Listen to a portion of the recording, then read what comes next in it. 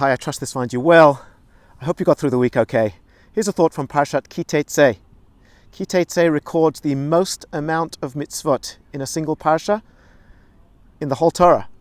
74 mitzvot are recorded in parsha Teitzei out of the 613. There's lots to go through. Here's one. Is somebody allowed to eat on the job?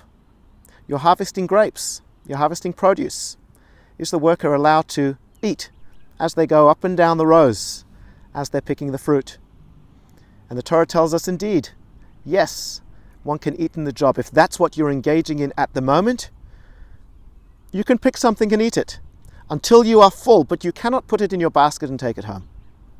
That is a sensitivity that the owner acknowledges, that whilst their worker is working, they are allowed to take produce from within which they are working. And the question is, why does the Torah use the example of grapes? This applies to any sort of fruit or produce. And I saw a beautiful answer that suggests that there is a follow-up law. And that is, grapes are very often eaten as grapes, but very often are squeezed for wine. And if the worker feels that he can eat the grapes, then he may also feel that he can squeeze the grapes for the grape juice and then turn it into wine. And the halacha, Jewish law, says, no, that you're not allowed to do. You can't just squeeze the grapes and toss the skins aside. That is insensitive to the property of the owner.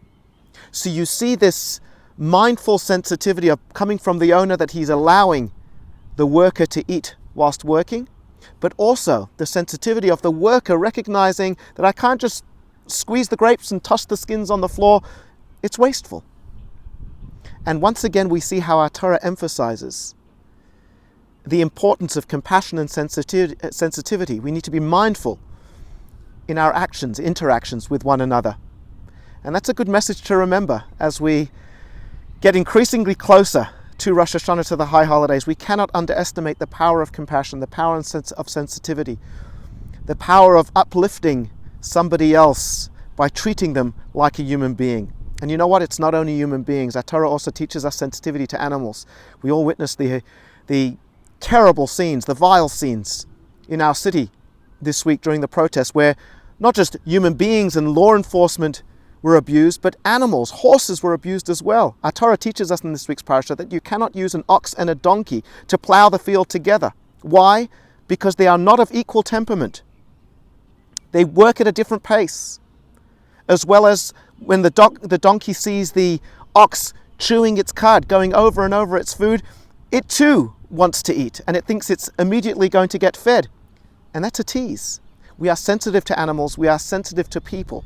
That is what our Torah teaches us. That is what our Torah emphasizes. Let's be kind to each other, and let's have a meaningful journey towards Rosh Hashanah. Shana Tova U'Metuka. We can start wishing each other already. Take care. Shabbat Shalom, and Am Yisrael Chai.